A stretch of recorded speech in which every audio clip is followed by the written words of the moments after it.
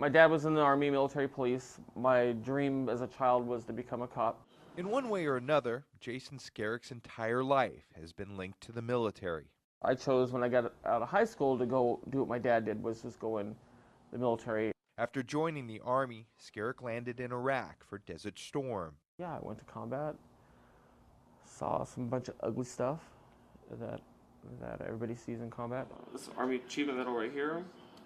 These are my marksman medals. During his time in Iraq, Skerik made the realization he was gay. I came out while I was in the military.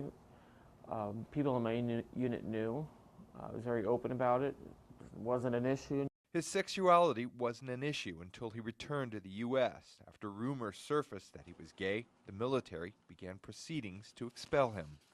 I was fine until I heard in the hearings that I wasn't fit for combat. That's why I was being discharged. And it was crazy to me because I had been to combat.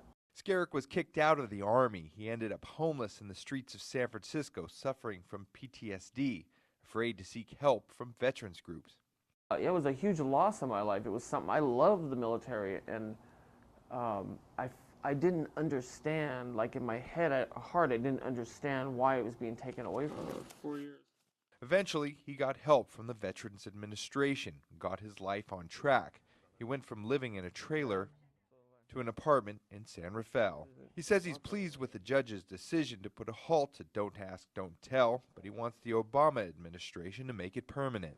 We have like the best disciplined military in the world, and you tell me we can't discipline our soldiers enough to get along with each other to where it's, you know what I mean? It makes no sense. But Skerik will always carry a reminder of his ordeal. The military discharge papers he must show to employers will always bear the stamp, admission to homosexuality. Joe Rosado Jr., NBC Bay Area News.